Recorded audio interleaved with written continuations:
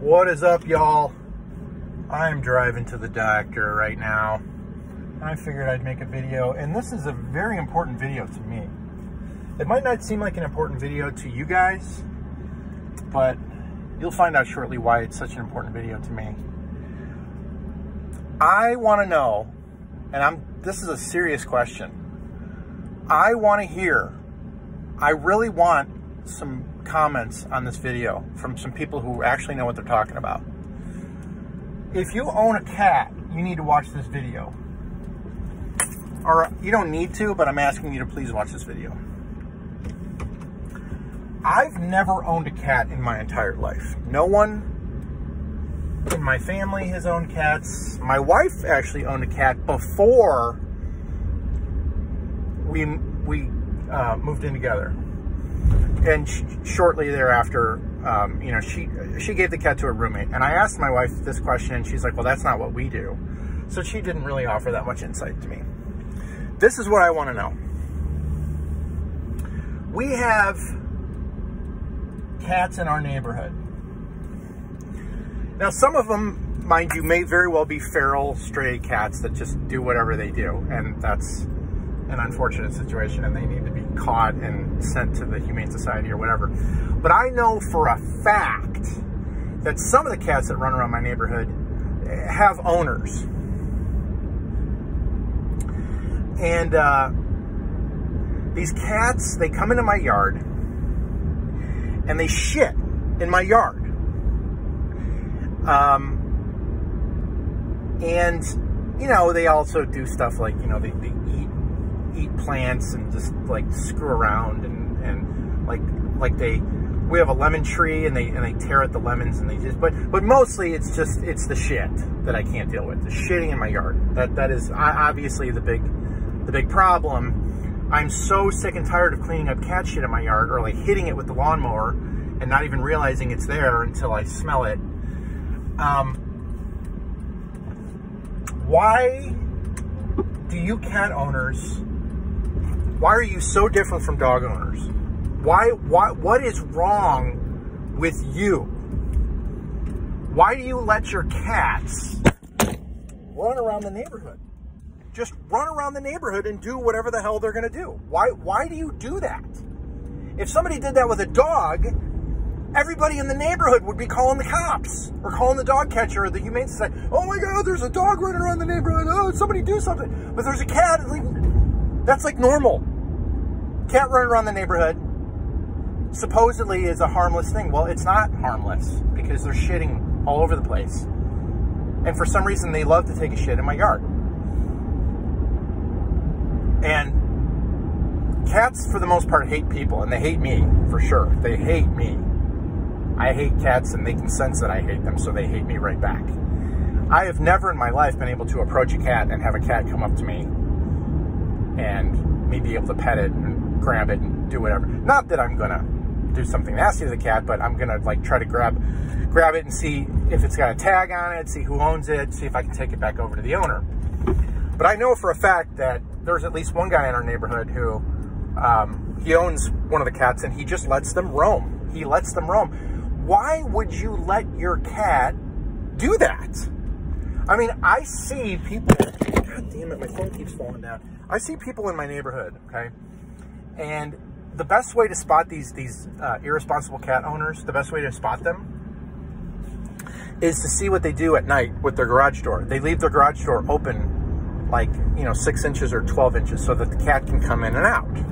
If the cat wants to come, you know, come back, the garage door is open for it. You know, it's like a doggy door, but I guess cats can't use doggy doors. I have no idea.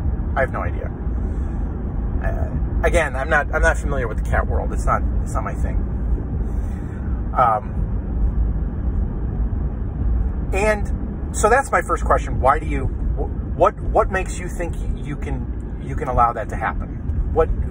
And then my next question is, if your cat goes missing, what are you going to do?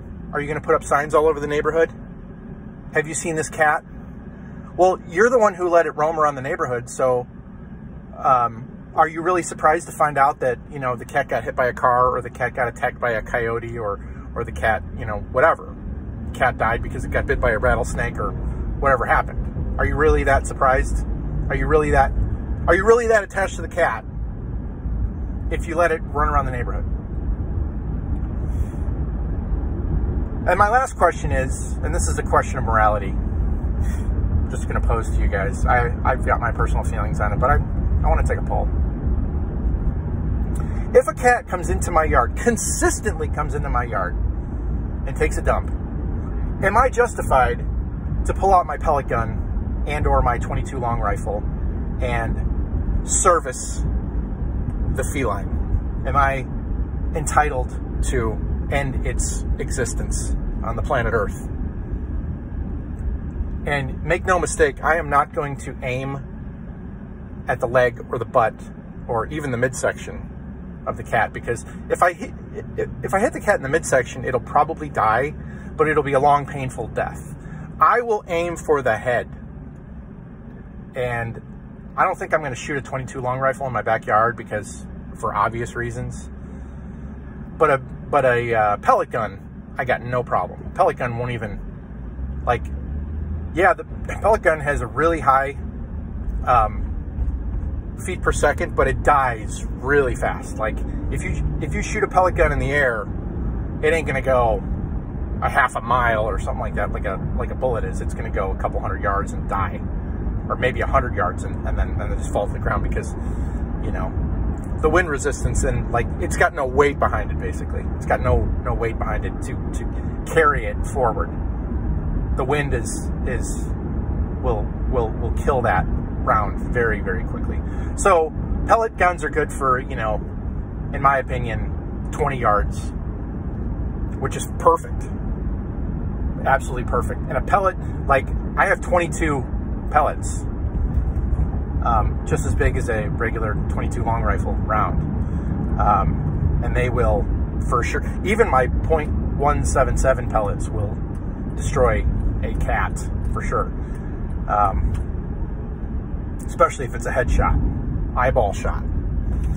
So, you know, and I know some people are going to say, well, wait, Shafe, why don't you make an effort to find out who owns the cat? Here's my question. Why do I have to do that? Why do I have to walk around the neighborhood and say, is this your cat? Is this your cat? Why do I have to do that? And then, Shafe, why don't you just talk to the cat owner and see if they can, you know, keep the, like, not let the cat outside so you don't have to end its life? Really? First of all, why do I have to do that? Second of all, do you really think that if I found the cat owner and I had a conversation with them that I was going to do anything to change their mind? We've lived in this house for 2 years now, and these cats have been in my yard every freaking night. And every once in a while, I look out the window, and there he is, in my tree or something like that, and I slowly go and get the pellet gun, and by the time I walk outside, it's almost like he knows what I'm up to. He takes off running. It's like he's seen pellet guns before. That ain't the first time he's had a pellet gun pointed at his head. He knows exactly what's about to happen, so he takes off. And there's like 3 or 4 cats in my neighborhood consistently. I see the same ones every time. There's a black one. There's like a caramel colored white swirl cat that I see all the time. There's a couple other ones.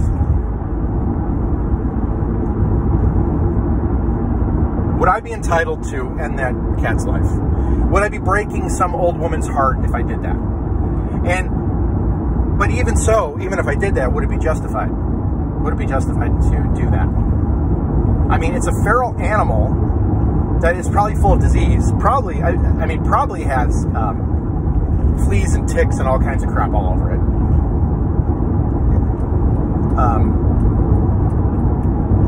Would I be justified to end that cat's life? Let me know what you think.